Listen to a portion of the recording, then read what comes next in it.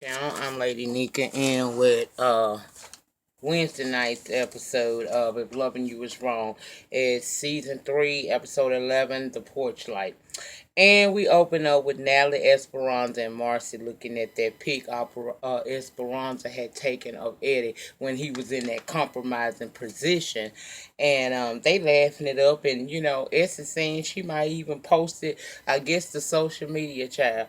And I was hollering about that. Said, oh shit, that'll be some shit for him to try to live down, Mr. Macho Man. Anyway, as they girl talking, they hear shots coming from inside the house. Remember, Eddie grabbed Lucian's gun at the end of last week and began to shoot at Larry and Randall. Well, his ass can't shoot too well because you that close to them within feet away, and that gun didn't. Child, a bullet didn't do shit. It tore up the furniture.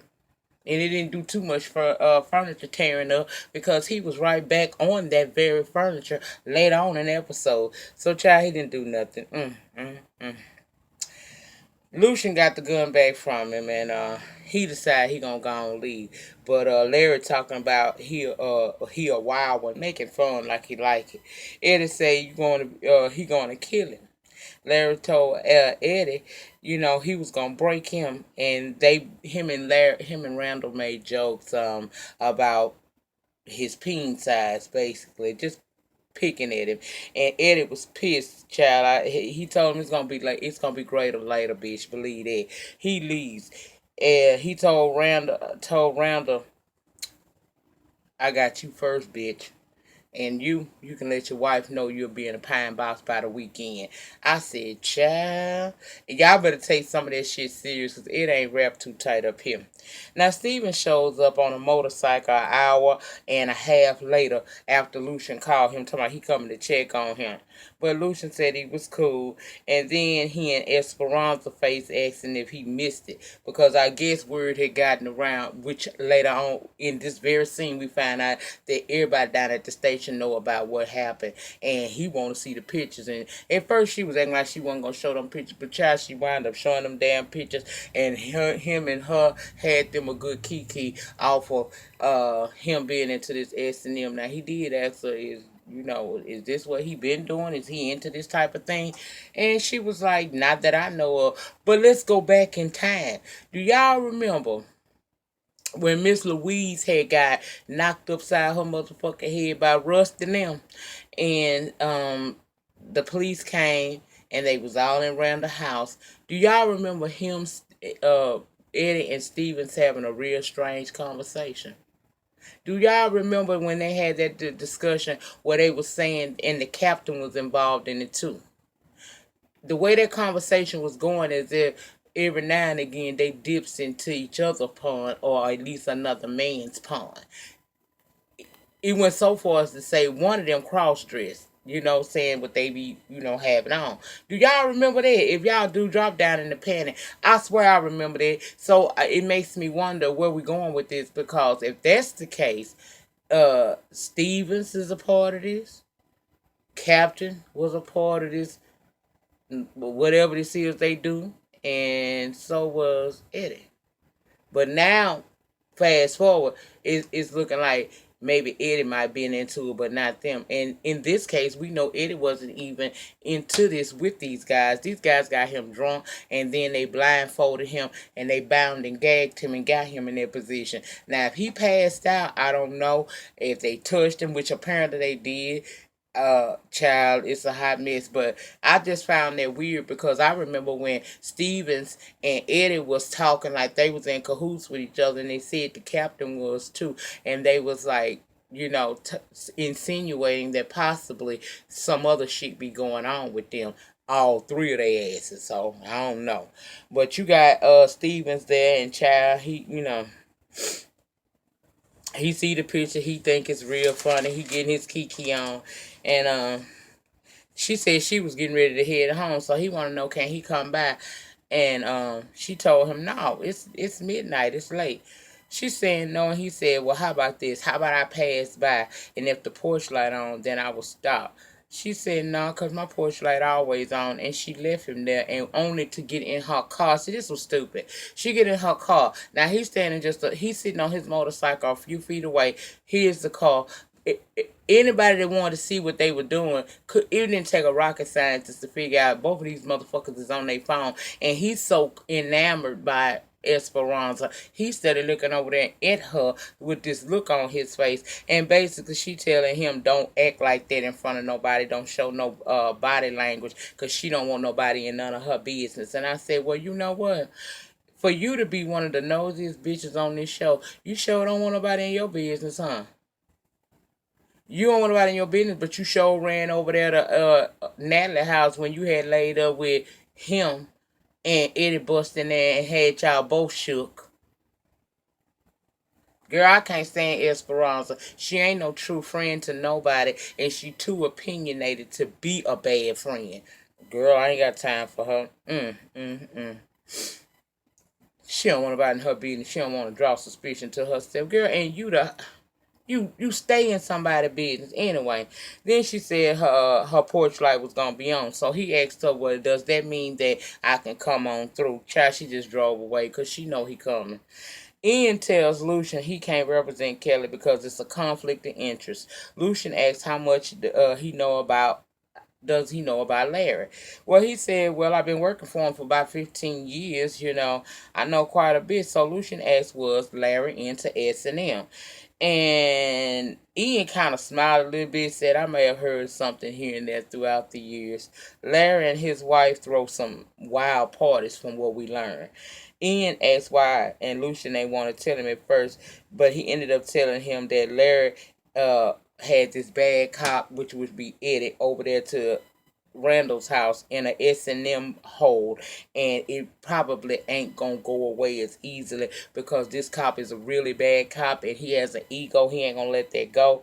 Ian said, well, Eddie made his match fooling with Larry because he ruthless. He tell Lucien that he will see what he can do for Kelly. But he almost positive he ain't gonna be able to represent her. So poor little Kelly, she out here in this world by herself. Kelly's scared, and I guess she kind of coming out of shock because you could tell that she beginning to realize the gravity of what she's done. But Natalie and Lucien is telling her they gonna be there for her, and I said somebody need to, because ain't nobody there for this girl right now. Esperanza laying there on the couch at her house in her lingerie, waiting on Stevens, who does come over. She wanted to know if he want just her body only or if he really likes her. And he's like, girl, come on now. The way I treat you at work, 15,000 cups of coffee, always staring at you, always complimenting you. Well, this is her thing. See, in the past, men tend to run from her, and she don't want that problem. And right now, she not ready to be in no stable thing, but she want to have her fun. So she tells him, this is the rules of the game. You do what I say when I say it. When I want you, I'll be with you. And when we at the job, you don't give no indication that me and you talk to each other beyond this building right here. And she told him she would tell him what she wanted him to do to her sexually. And he is just like a get it schoolboy with his first crush, baby. He ready to do whatever she say. And she told him drop down and get his eagle on. And that's what he did, child, right there while she stood there and had her moment. I said, ain't that awful? Now Brad and Alex at their house, and she done woke up late. Brad done sent the kids off to school. She want to know, did he not wake her up because he wanted her to get her rest, or is it because he didn't want to talk to her? She tells Brad that she did not go over to Randall's house and tell him nothing about Marcy. Brad is mad, and you can tell that, but he tell her he believe her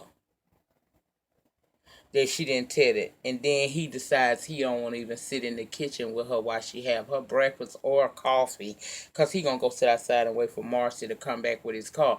Now, Alex has a right to feel some kind of way. Even though Alex has done a lot, you made the decision that you wanted to start over and be with your wife again. If you know you were coming back into this thing with trust issues, maybe you should stay gone a little bit longer and y'all did counseling. Because if you going to come back, you got to know that she going to feel some kind of way about you being around Marcy, just like you would feel some kind of way if you came home and she was coming up out of Randall's house. I just don't see this working. I don't know why they tried to get back together. They should just let Brad and Alex break up and go and get them the divorce and figure out what we're gonna do with Peter and Paige, because girl, this ain't gonna work. He don't it don't take nothing for him to feel like she in the wrong. And I can understand that because she did him very, very dirty once upon a time, child. She did him dirty. Anyway, Esperanza wakes up the next morning and wakes Steven up to go to work. She tell him don't be acting weird at work. For those concerned, he's asking can he come back that night and where her daughter was. Her daughter be at her mama house all the time apparently, and apparently the girl gonna be back there tonight, so he can't come over there and get him none of that good pussy tonight. He ain't gonna be able to do that tonight, okay? So she gotta deal with that. It seemed like Steven comfortable with Esperanza and her demands, so everything is everything. Now, Marcy at her office and Ian calls her about inspections on the house he's trying to buy. He want to move things up and possibly close the deal within the next few days. And she asked him, she said, okay, I'm going to get in touch with the inspector's office, but she asked him about, asked him about Larry. Then she explained that Larry was drunk at her old house with her ex, soon to be ex, Randall, when the shooting occurred, and she wanted to know, would he be the kind that would break client attorney privilege? And Ian just basically said, you might want to ask him that because I don't know. Marcy, listen, I, in that moment, this is what I was thinking. When he said you got to go to him and you asking a question like that, and by his own acknowledgement, he been working with this man for 15 years. If you come to him and say, do you feel like he's the type of person that would break client attorney privilege? And he say, go ask him. Bitch, that means yes. But she didn't get it.